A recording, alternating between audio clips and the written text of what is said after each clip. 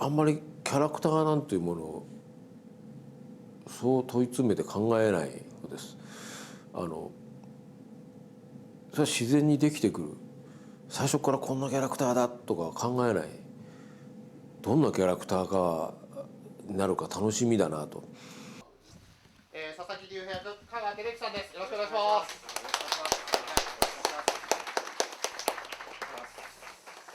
はい、では真珠段取り確認して。今回の台本はやっぱりその家族の話で取り出せて何が起きるわけではないというか、その意味では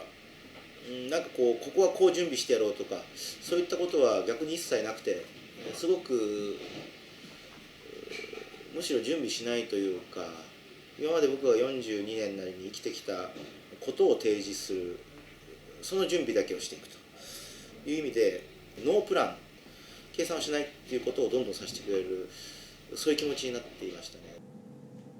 非常に計算している方ですね。といってその計算を信じてそのまま計算すればうまくいくとは思ってないんですけど、まず計算してここはこういうことだからこうだというのを自分の中で巧みに計算して作って、で、全部準備してそれで現場に臨んでこられる。でもそれはうまく出さないっていうか、出てるんでしょうけど一言も言わないし、相手の出方とか監督の指示とかによってそれは全部変えてもいいっていうのは思ってるんでしょうね。これがないとやっぱりね、これさっきのシーンでまたね、文句を言うっていうぐらいだと思いますよ。もはやもういやいや、こういう大沢監督がみんな手を引き連れて俳優各パートを映画の中心に連れてくるんですよね、話をしてるうちに。でそのあったかさの中にいれば何も考える必要がないという幸せ感、全てがつながってる感じというか、やはり大沢監督が今まで何十年のキャリアの中で持ってきたアイデアをワンカットに凝縮してこう動いてくださいっていうと、すごくこっちもアイデアが湧いてくるっていうか、全員どのパートにも全部アイデアが湧いてくるような動かし方を提示する監督で。なんていうんですかね、とても面白かったです。で僕もああしろこうしろとかここをこうしてとかあんまり言わないもんだから、ちょこちょこっと計算したところを出したりして、こんな感じかなとか、これで本当にいいだろうかとか、どうもいいようだとだんだん出してくるとかいう感じだったですね。それでは皆さん、佐々木隆平役、香川照之さん、全撮影終了になります。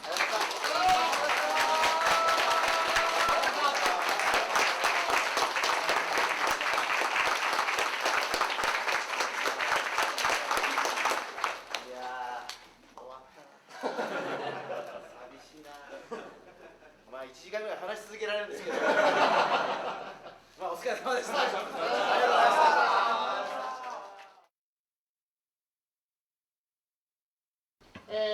佐々木恵役小泉京子さんです。よろしくお願いします。小泉さんはね、多分ね真逆でね、この人やっぱほとんど考えてないほぼ何も考えず現場に来て、何も考えず失礼だけども、まあ現場の相手の出方とか監督の指示とかなんかその時の状況に任せよってしてらっしゃるようでしたね。めぐみという人の自然な心の流れで大丈夫じゃない？ちょっと家庭に不満じゃないけれど窮屈さみたいな居心地の悪さみたいなのを感じてて、息子は出て行ってしまうし、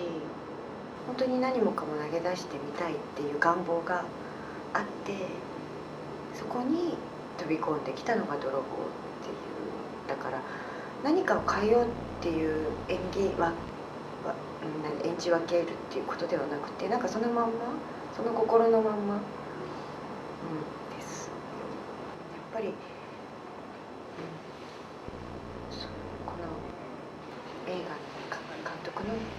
映画の世界を全部やっぱりプイッてやったらプイッてその世界が動くっていう感じがすごくするんですよね。やっぱ魔法使いなんじゃないですかね。では今のカットをもちまして、佐々木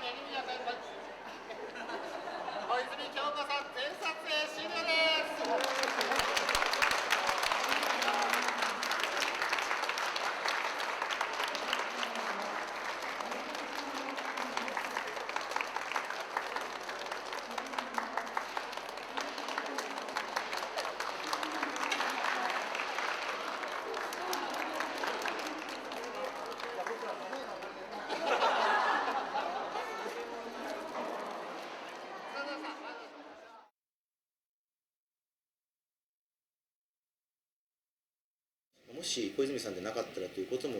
例えば考えたりすると、じゃあどうなったかっていうこともいろいろあるんですけれども、やはりこの映画は小泉さんでなければ出なかった空気っていうのが本当にあったと思うし、僕は特に一番最初やっぱり家族のシーンから入りましたので、小泉さんに支えられた部分は大きいという本当に確信がありますね。なぜか初共演だったんですけど、本当に年も一緒ですし、多分こう見てきたものがそう違わないので、夫婦という空気を作るのにほとんど時間がかからなかったですね。パッと慣れたっていうのはすごく嬉しかったし、彼女とやっぱり夫婦であったってことを1日目から分からせてくれたのは、彼女がなんかこう疲れた感じだったり、本当に僕はそれを遠い目ってずっと表現してきたんですけども、この距離で見てるんだけど10キロ先を見てるかのような黒目の感じっていうのを彼女が持っていて、それがその距離感が2人がすごく20年ぐらい夫婦だったんだなっていうのを思わせてくれたっていうのがあるんです。まあ結果良かったと思うんですけど、その結果としてはこうなんとなく物語の流れも香川さんの方がこう作っていって、小泉さんはまあ少なくとも前半はそれを受ける側、自分から何かしようとはせず、息子でもそうですね、息子が何かした相手を受ける役、だんだんまあ最終的には自分から何かし始めるわけですけど、基本的にはずっと相手の反応に対して、相手に何かやってくることに関して反応するっていう役だったので、結果うまくいった気がしますね。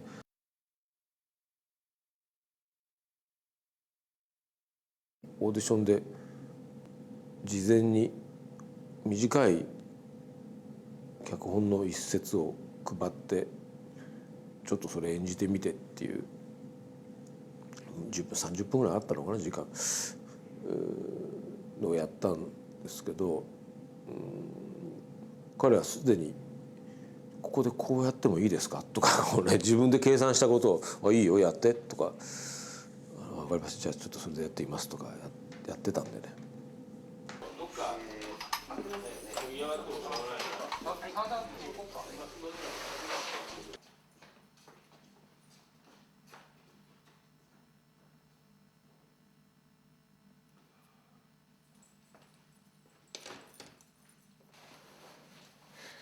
怖い。こっち向いて、まあもちろんこういう状況は知ってるんだけど、こっち見てください。でバタンと閉まった。そこからいきます。閉まりました。ちょっと見てていいです。でまあ自分の居場所をちょっとどこに行こうか探して、この隅にここに座っちゃってください。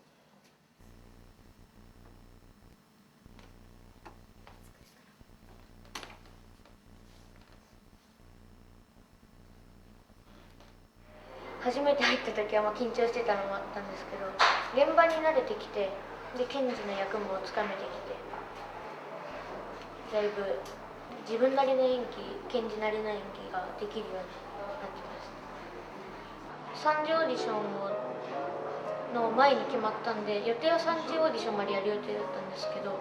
2次で受かったらもうその3次オーディションより前の日からピアノを始めて、10月の終わり頃から練習して、結構びっちり週3回4回通ってしまって、なんとなくやってるうちにだんだん表情とかもつけてきて、で先生と検事はこういうところはどういう顔するんだろうねとかいろいろ話してて、で先生も優しい人で、なんかこれはこうだろうねって検事を作って一緒に作ってくれたんで、やっぱ自分ができる限り弾くことでこの作品が良くなるって思ったらなんか楽しかったです。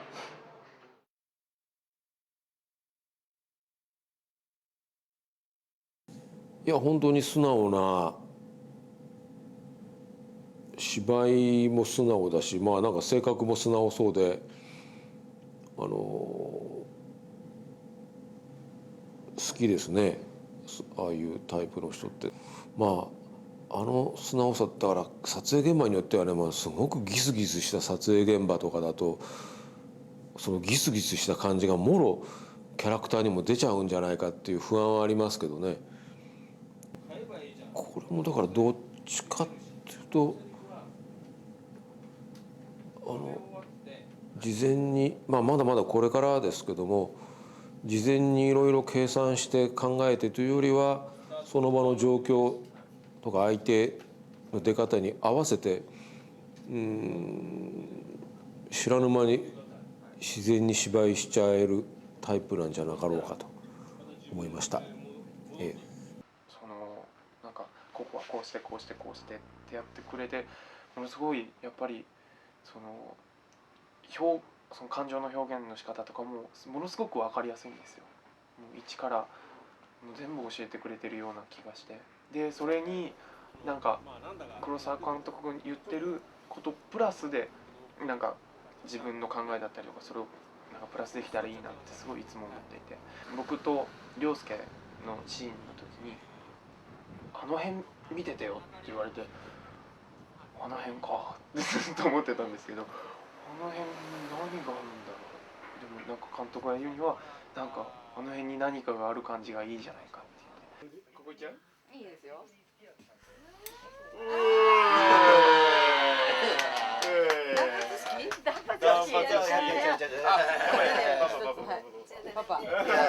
ママもこれここでいいの？いいですよ。これでいい？はい、いいですよ。後ろはもう全然。泣いた方がいい？泣いて。いくよ。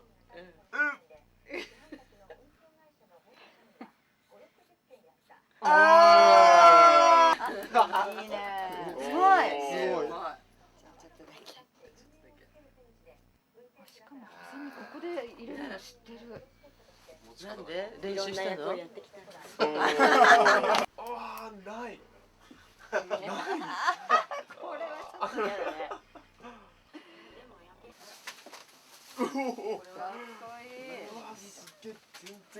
全然ね、全然ね。おおここまであった。うわすげえ。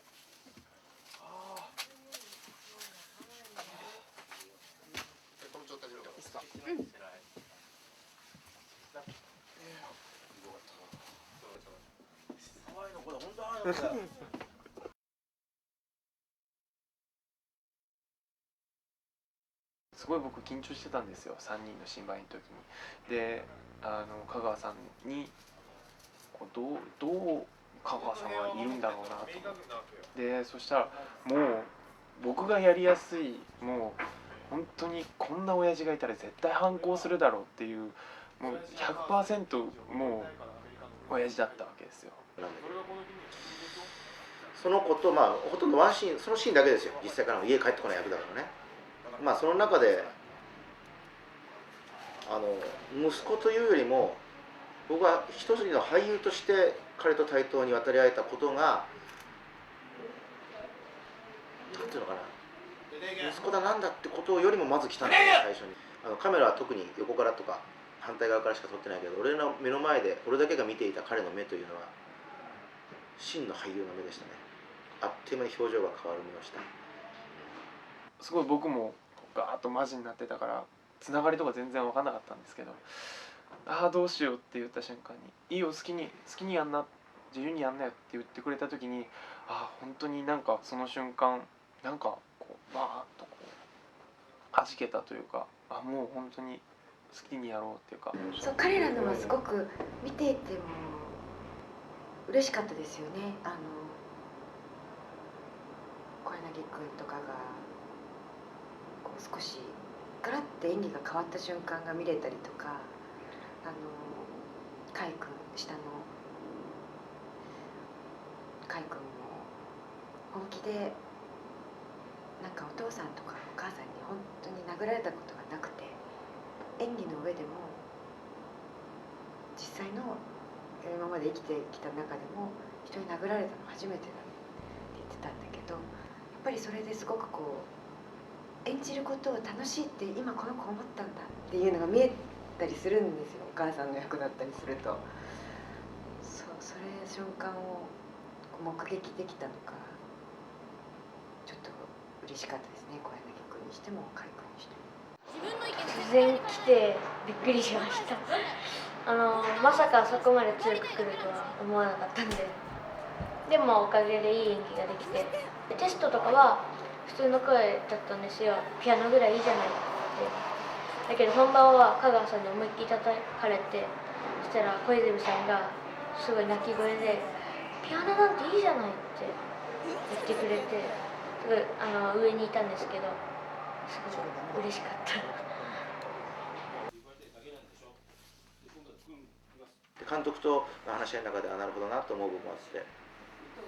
セリフはあくまでも冷静に言う分アクションは派手に生かしたいんだなっていう意図もあったから、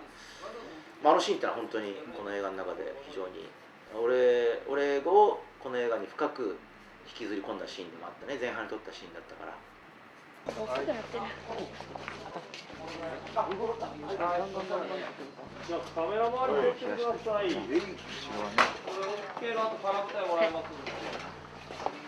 これが一番ひどい目だと思いますよ。あなたは牢屋に放り込まれたりね、いろいろあるんですよ。バスの手なんか操車場でなんか捕まって連行されたり、いろいろあるんですよ。叩かれるのはこれが1回だけだよ。私も叩いたことがなかった。い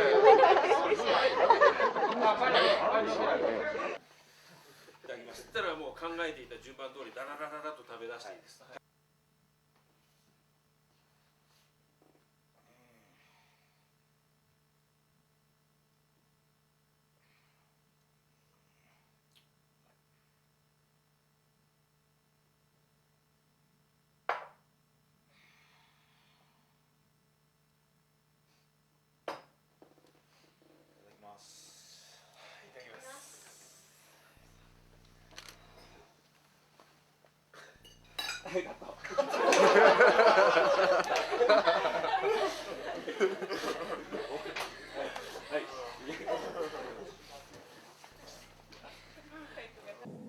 あの2人の子供なんだから、あの2人に似てないとかい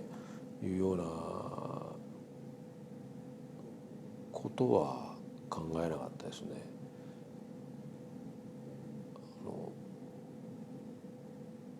ほら映画って微妙なもので、親子とか言うからこう似てなきゃいけないとか、現実にはそうなんですけど、ただじゃあなるべく現実に似せようとするとですよ、なんか背格好も似たようなっていうのをもう無理やり探してきたらですよ、今度はなんで小泉今日子と香川照之が夫婦なんだよっていう根本にまで遡ってしまうわけですよね。そこからして嘘っていう現実ではない。だからでどっか見てる人は、そこら辺は了解して、これはフィクションですと、しかしもちろん切実に感じるわけですけど、これは俳優が役を演じてるんですっていう前提で一応見てくれてると思っているので、いやその辺のいわゆるそれを、リアリティと呼ぶのかどうか分かりませんけど、本当だったらこうでしょうとかいうのはかなりのとこまで僕はOK で、変に考え出すと余計他の嘘が今度浮き上がってきますよっていうことになると思いますね。だから全然気にしませんでした。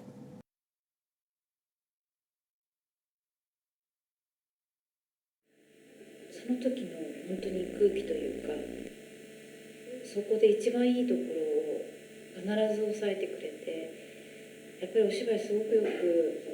見てくださっていて、こっちが今の生理的になんかうまくいかなかったなっていうのを手に取るように、本当に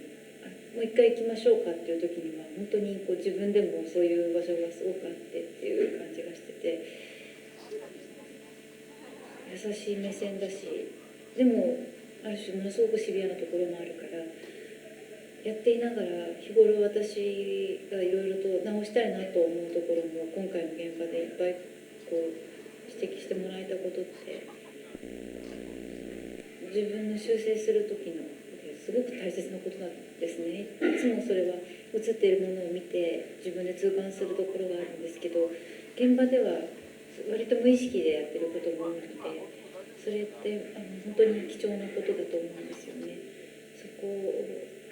今回初めてご一緒してそんなに多くの時間を共にしたわけではないんですけれども、その中ですぐに気づいてすぐに直して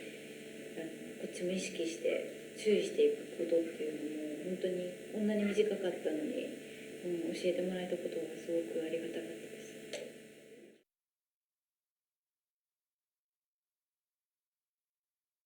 優しいですよね。褒めてしかくれないんですよ。だから逆にあれ大丈夫なのかなとか思っちゃったんですけど、すごい優しいし、やりやすかったですね。なんか自由にやっていいですよみたいな感じで。小林先生はだからなんだろうな、暗くて陰険でエロいっていう役なんで、ちょっとびっくりしたのがさっき小泉さんと話してて「ぴったりですよね」って言われたのがあれ俺どういうイメージで思われてたのかなっていうのありましたけど、まあ合ってんだったらいいかなと。監督もちょっとまたお願いしますみたいなこと言ってたんで、だからあれが社交辞令だったのかどうかっていうのがまあこの先分かるんでしょうね。だから本当に声かかったら本当にいいと思われてたんだって、ちょっと待ってます。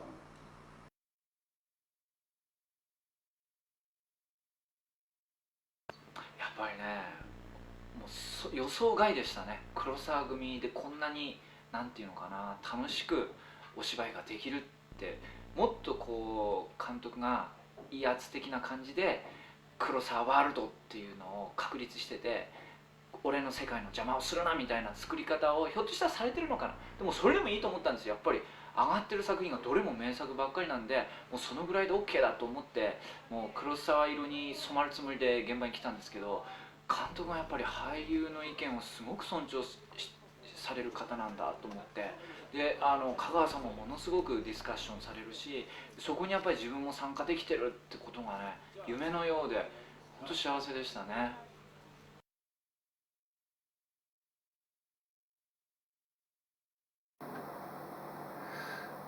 これはこの人間はどういうふうに思ってここに到達してきて何を思って喋ってんだろうとかっていうものをこう考える楽しみのある台本ですよね。ほんで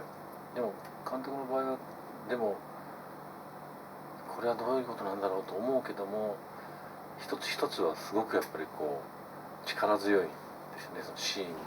が。あとはまあ俳優の仕事としてそれをどう一本の筋を通していくかっていうことを考える大変さと、その考えていく楽しみがあるんですね。でまあ監督は意外とあまりその具体的にこうしてくださいああしてくださいというふうにはこう限定しないでこうワンポイントですね、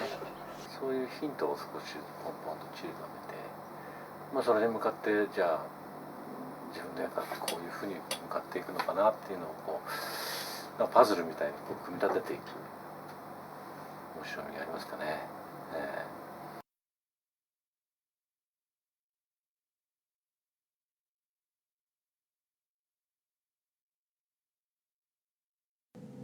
セットはね意外と不自由な面があるんですよ。それはセットの中に入ると分かるんだけど、まず光がない、音もしない、だから作んないと何にもないわけですね。撮影行為はしやすくはなるんですけど、発想が自由になるかっていうと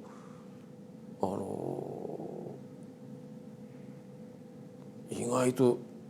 発想そのものはものすごく縛られる。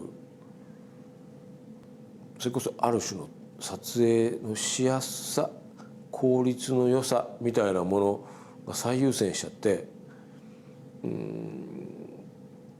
逆にそれゆえに不自由になるっていうことがありますね。今回やはり東京その他というタイトルで、東京のあるまさに今現在の東京のある生々しい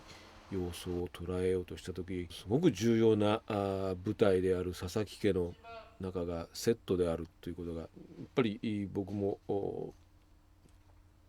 どうこれを空々しくならないためにはどうすればいいんだろうというのは随分考えました。なるべく狭苦しくしたいとは言っても、これは丸尾さんとか松本千恵とかは何度もやってるんで、もう彼女もよく僕の癖を知っているんですけども、狭い現実にはやっぱり狭いところでみんな生活しているんですが、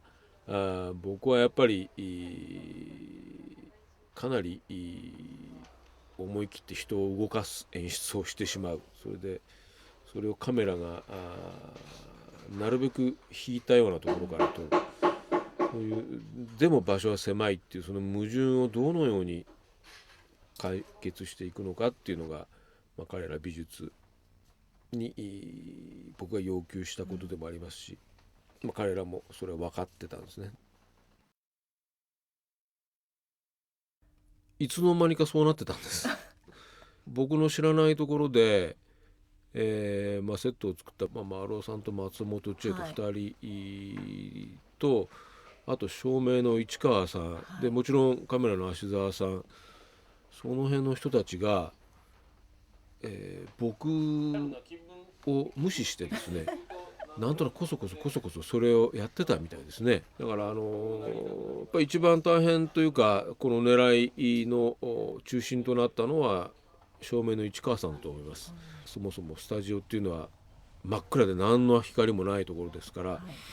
普通まず地明かりというものを天井から撮る、だからスタジオには天井がついていないセットが組まれることが多いんですが、あえて天井をつけて、その代わり窓の外から太陽に見立てた地明かりを入れるということを、普通照明部がそれだけはやめてくれって言うんですけど照明部が率先してそうしようというふうにしたんだと思いますね。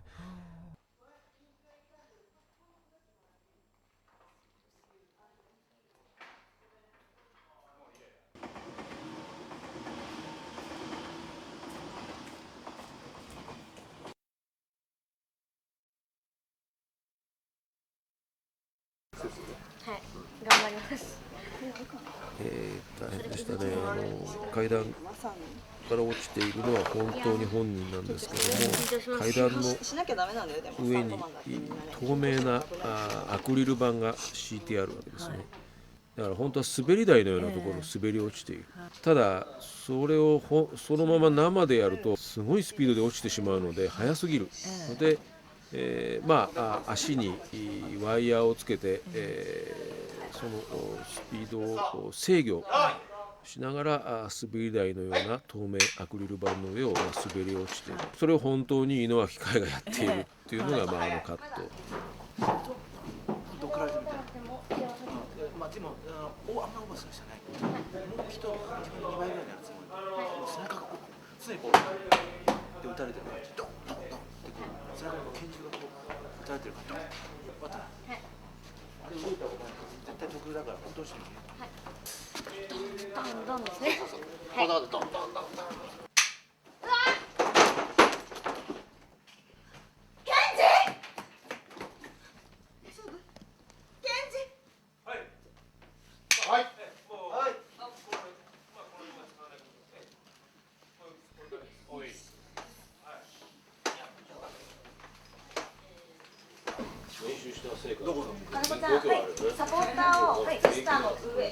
何事も起こらないはずの平和な家庭の、家の中でも実は一触即発の危機があってという、この物語の主題でもあるわけですが、それを露骨にというか、バカみたいに単純に表現する手段として、一種の暴力性というかですね、家の中は安心だと思ってたら足踏み外したら死にますがっていうことを表現したくなったわけです。お前って最初からやりたかったんですね。多分僕やと思う。いや、はい、あまりいい感じでしたね。はい、大丈夫。音もすごかった。はい。大丈夫。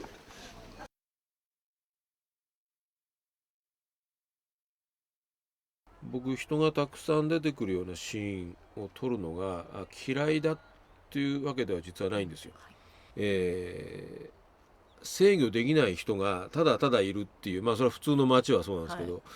普通の街は適当に撮るとこちらの演出ではどうしようもない人たちがざわざわいると、そういうのが基本的には嫌で、だったら誰もいない方がまだ気が楽だというかすっきりするということでこれまでやってきたんですが、僕もその制御された何か美しいそのまとまりを見せたいということではないんですよ。ある点では主人公と同じ立場にあり、また多くの点では主人公と全く関係のない彼ら一人一人のある物語とは関係のない、生活なり人生なりがあるわけですよね。だから9割方無視して1割は主人公と同調してるみたいなところをうまく演出してもらいたいんですけど、助監督たちに。で助監督が下手だと本当に、時間かかった割にはなんかろくでもないような、これじゃ単なる野じ馬と変わんないじゃんみたいなことになって、助監督に僕が指示するだけで手間がかかるっていうようなことがあるんですが、優秀でした助監督は。一回ちょっとやってみてって言うと、よくこんな風にできたねっていう、何とも言えない感じっていうのを助監督たちが見事に演出していましたね、エキストラを使って。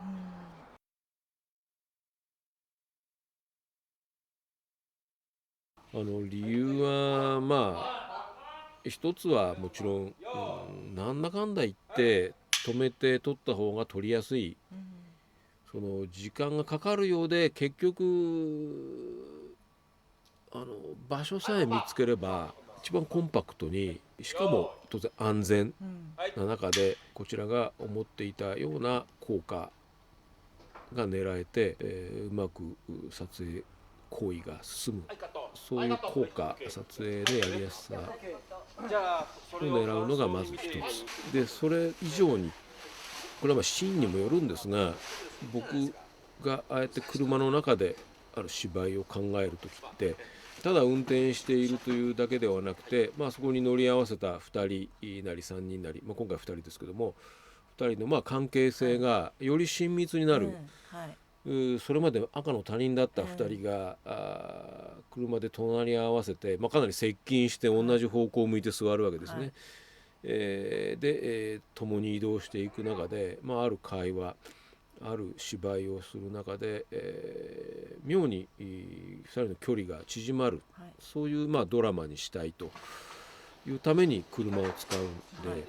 車に乗った方は感じてると思うんですけど、車って移動してるわけですけど、妙に密室感があるわけです。そういう密室で、2人が会話をしてる雰囲気を出すのは、走ってるよりも止まってた方がずっと落ち着いて、そういう雰囲気になれるんですね。だから止めている方が2人の芝居は多分、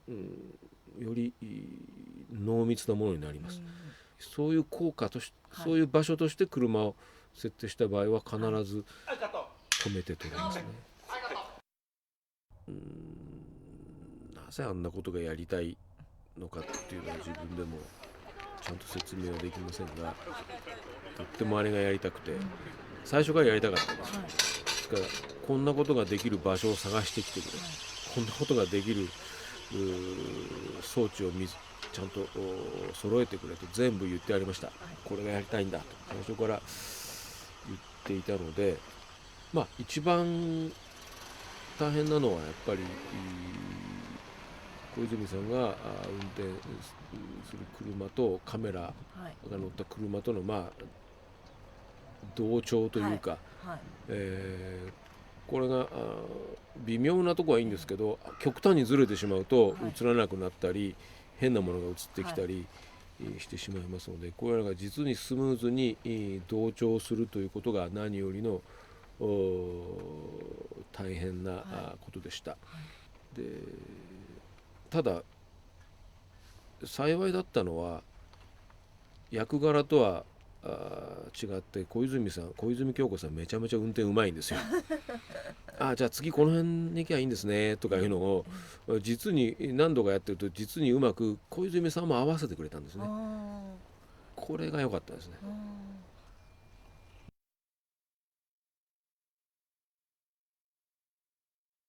これも僕がまあお願いしたことではあるんですけど、何でもなく見ると何でもないようにしか見えないんですけど、あれ相当大変なことをやってるんですね。まあ夜の海ですから当然暗いと、まあ、暗いまんまにしか見えないんですけど、なぜか人の顔とかがちゃんと分かる。で波が打ち寄せてるのはなんとなく分かる。分かるってことは光が当たってるってことなんですよね。でもなんかどっかからなんかすごい光が来てるなって感じがまるでしないっていう、風にしてくれってですね。どうしようって、これも芦澤さんと市川さん相当悩んでらっしゃいましたけど、まあ微妙なところから光を当てつつ、でも最終的には多少デジタルで、背景を少し落としたり何かを上げたりしてかなり何度もやり直して最終的にあの感じに持っていったんですけど、ちゃんとその辺の技術が分かった人が見ると、いやすごいですねあの海をとちゃんと言ってくれますんで、これは嬉しいですね。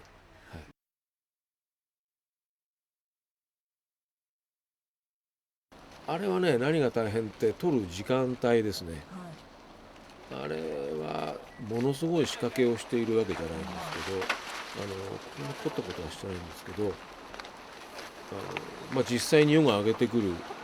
瞬間に撮るというので、何時何分にカメラを回せばいいのかっていうのがものすごく微妙で、暗いうちから準備したんですけど、まだか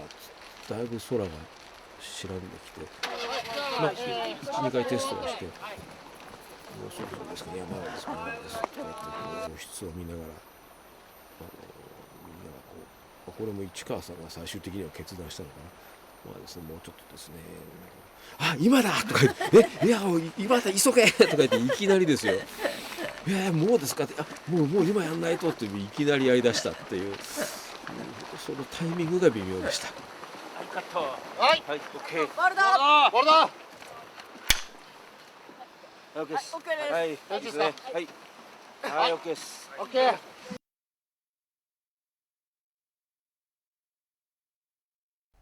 撮影現場でもちろん本当に彼が弾いた音ではないんだけども、音を流してそれに合わせて賢治が指を動かして、それがやっぱりかなり胴にいっていたので、知ってはいても、僕らスタッフも香川さんも小泉さんもいやうまいもんだなってやっぱり見えたんですよ。自分の息子がここまでうまく弾けるのっていうのってやっぱ驚きであり感動することってあったんだと思うんですね。だから僕は何も指示はしませんでしたけど、こんな風になりましたって、それ見ててくださいと、撮りますからって撮っただけです。本当に僕もああいう演奏シーンとかを撮影するのは初めてなので、どんなカットが撮れてるのか、よくはわからない。ただピアノがガンガン鳴っているから、この曲が流れるシーンなんだということは分かっていて、どんなカットになっているのかはよくは分からなかったんですが、だから編集で考えようと思っていたら、どうつないでもうまくいきました。どこをどう撮ってもこれ見てる2人だわと思ったし、弾いてるとこもこれ弾いてるわと思いましたし、なんかこれも総合的なみんなの力だったんだと思うんですけど、まあその分最後の詰めのその構成は大変でしたけどね。高さがもうはっきり違うんですよね。この辺から使うこと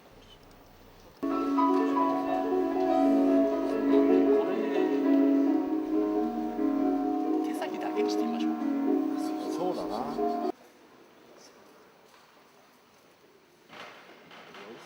設置ポイントはでもずれるよな。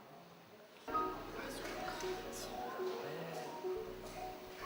手が長くなったり短くなったりしちゃうよ。そうなんだ。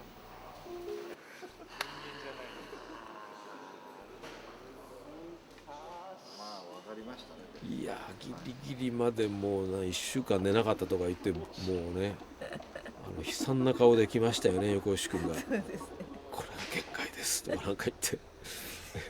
まあギリギリまで大変でしたね。ただまあ嬉しいというか、まあ彼らも因果な仕事だなと思いましたけど、気がつかないですね。そうですね、本当ですね。まあこっちは知ってるからこれ大丈夫かなと思うんですけど、まず気がつかないですね。誰もそんな大変な作業をあそこでなされているとは知らず。まあ当然もちろんね井上海君もその彼がと練習したことも大きかったですし、だからまあ総合力だとは思うんですけども、まあ全部がうまくいったんだろうと思いますね。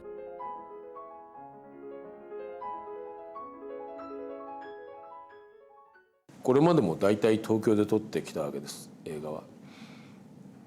なんで東京で撮ってきたのかっていう理由は、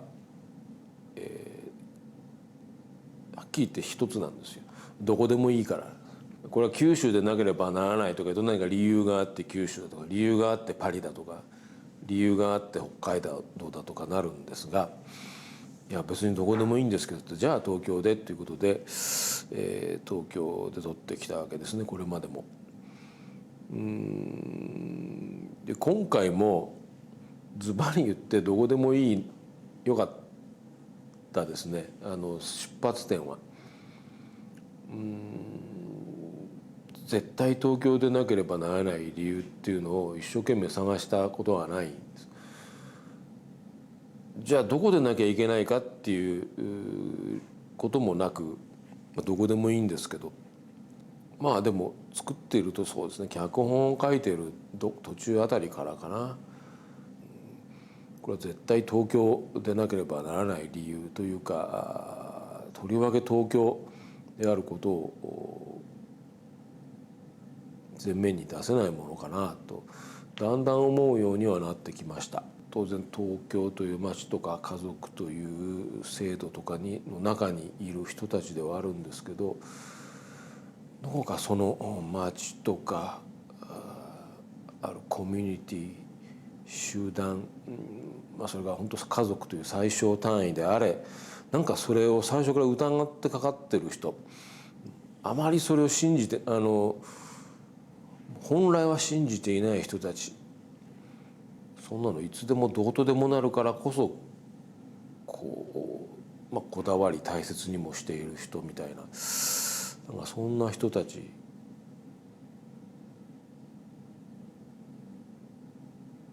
ばかりが出てくる映画になったようですね。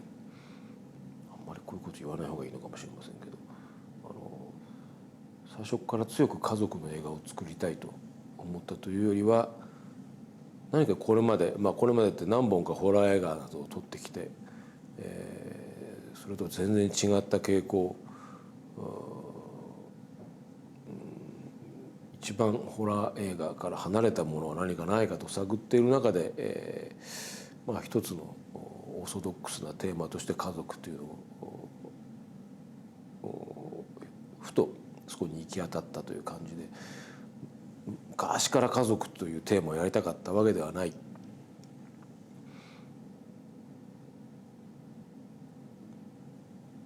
というようなことを全部含めて、今回僕の中でもちょっと特殊毛色の違った作品になったかしらという気がしますね。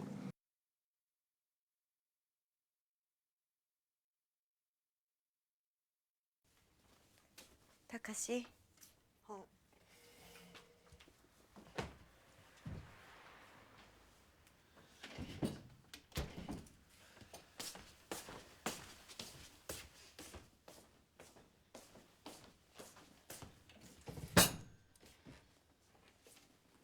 ビールもらおうかな。あ、いい、俺やる。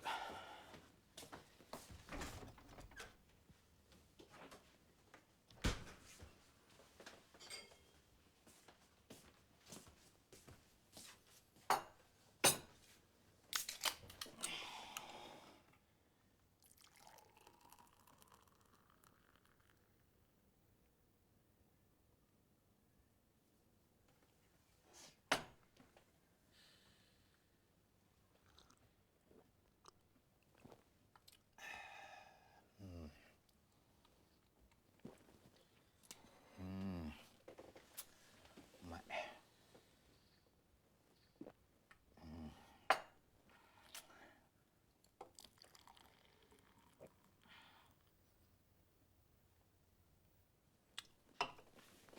いただきます。いただきます。すべて佐々木さんの自由です。タニタで最大限の能力を発揮していただくか、それともここを去っていただくか。佐々木さん、申し上げにくいんですが、以前と同じ条件というのは 100% ありえません。あなた何も考えずに受かればメッケモンということでここに来たんですか？父親の権威を捨てたからといって人間の尊厳を捨てる必要はないわけで、そこら辺でよく誤解がというかいろんな間違い、ややこしいことが起こるんですけども、僕は一人の人間としての自分の価値観をちゃんと持ち、胸を張って生きれることはですねできませんが、そう簡単には。で人に自分はこれがいいとこのように思うと押し付けるのではなくて、それをちゃんと主張し実行できるような人間は素晴らしいと思うんですが、それは権威ではないですね。それを何かの権威のもとにやるっていうのが父親であれ国家権力で何でもいいんですけど先生であれですね、いろんな問題の根本にあるように思いますけどね。ドーナツ作ってるの降りてこない？いい。食べないドーナツ。いらない。いいじゃないピアノ。やりなさいよ。私ピアノできる男の人って結構好きだな。運転免許証取ったんだ。でも使わないよね。いいの身分証明書代わり。誰か私を引っ張って。母親像は正直言ってとても難しかったです。問題を全て隠蔽して夫や息子の前で、全部全てが受け身でその分全部の矛盾を抱え込んでしまうというほど受動的な人間にしたつもりはないんですよ。ただなんとなくのある家族、それこそ東京なり家族なりっていう既存のシステムの中で、自分の母親なり妻なりの役割を演じている限り、一応全てうまくいっていると、それことに関してはそれで良いと。ただイコール自分ではないと。それ自分のある役割、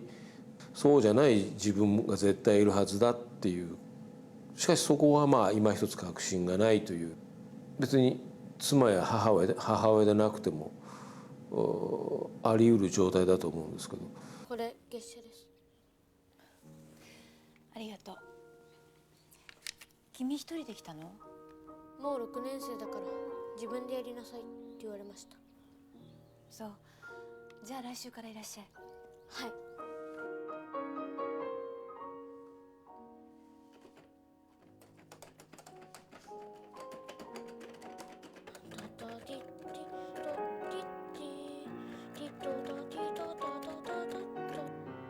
あなたには才能があります。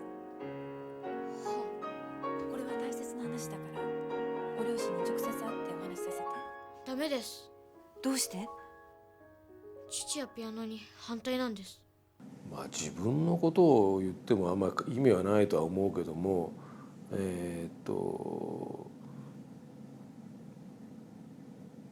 まあやっぱり一番自分に近かないけど、そうね、やっぱり次男の賢治のありようは一番僕の実感に近いかもしれません。香川さんと小泉さんのありようはどっかで、まあ今生きているもう大人というか人間、まああれが僕そのものというわけでは全然なくて、こういう人っているよね、こういう人って興味深いねっていう人間を一人一人描く方に主眼があったような気がしますね。で僕自身父親でもないから全く分かりません。で母親となるとますますうちの母親はああではなかったし、でも自分は息子ではあったので、父はああでは、父も母もああではなかったけど、家族とかはこんな感じかなっていうふうなスタンスはやっぱり賢治に限りなく近いような気がしますね。親子っていう、まあ本当に、親子っていう血のつながった関係ではあるんですけど、やっぱりそこに一種の壁があるわけです。闇雲にダメだという、あるいはよく分かんないけど、なんとなくいいかっていう、それ以上彼、息子、それ以上介入できない、それ以上分からない、それ以上言ってもしょうがない、そこが家族とはいえ相手の心の中で相手の言動に踏み込んでいく、限界だというのをなんとなく直感的に理解しているって感じですかね。そういったことが、その家族間のさまざまな齟齬を生むわけですけど、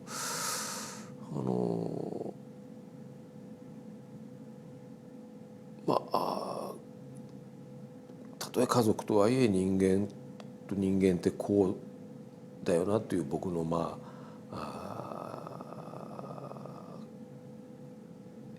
実感ですね、それが。僕ピアノやりたい。いいでしょ？ダメだ。どうして？唐突すぎる。俺は親父や母さんや賢治を守ってやりたいからアメリカの軍隊に入るんだよ。それがこの国の仕組みでしょ。出ていけ。出ていけ。出ていけ。本当はただ説教して威張りたいだけなんでしょ？潰れちゃう、そんな権威。違うんだ。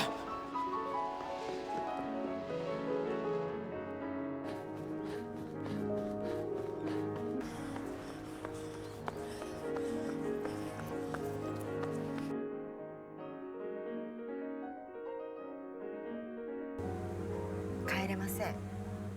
え？こんなに遠くまで来たのに今さら帰るわけにはいきません。子供っていうのは大体家から飛び出ていくものだろうと、何にせよそれが健全であると、親の言うことを「はい分かりました」ってそのまま本当に素直に聞いてる子供がいたら、いや気持ちは病的な感じが、不健全な感じがするっていう、そういう子供はあるんでね、多数と多分「お前が悪いんだ」っつっていきなり親殺したりするんだろうなっていうね。でそれよりはこの家族は健全、ぎくしゃくはしていてもいきなり子供が親を殺したり、あるいは逆もありますね、親が子供を殺したりっていうよりはまだ健全な家庭だったということではないでしょうかね。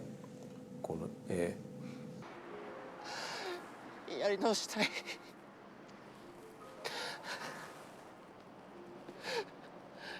やり直したい。ふっと目が覚めて全然違う自分だったらどんなにいいだろう。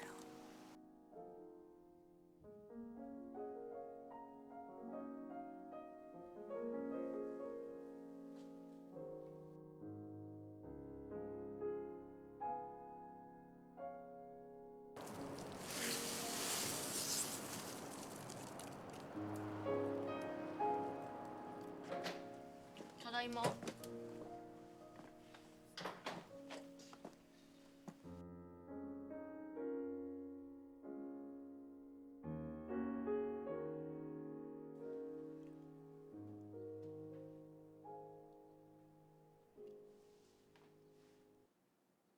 お父さん変な格好。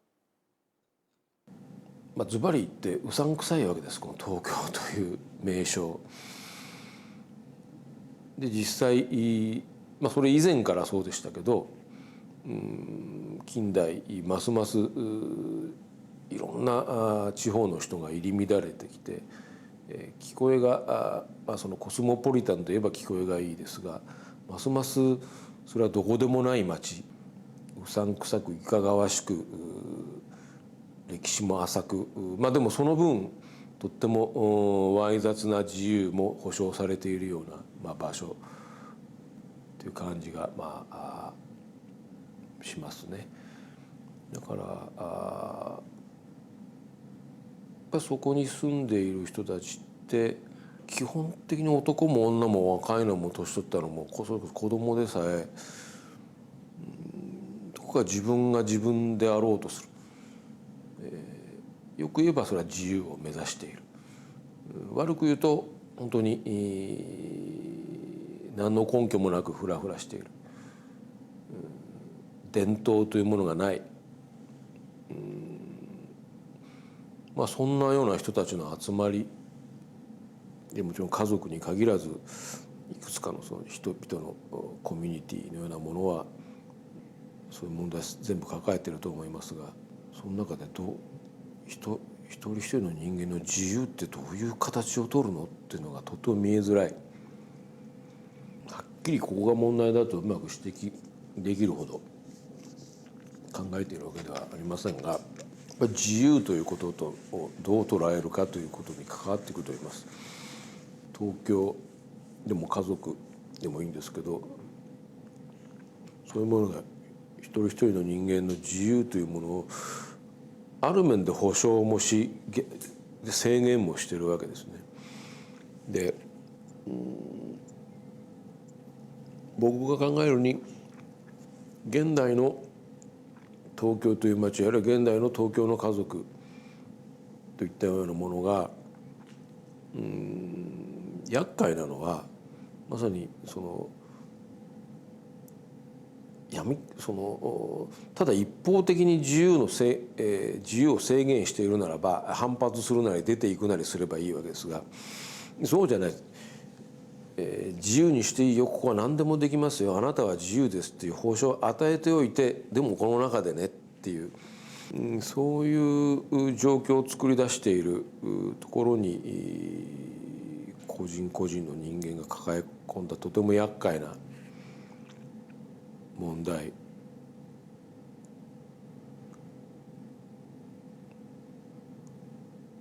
があるように思います。居心地が良くもあるんですけどね、一方で。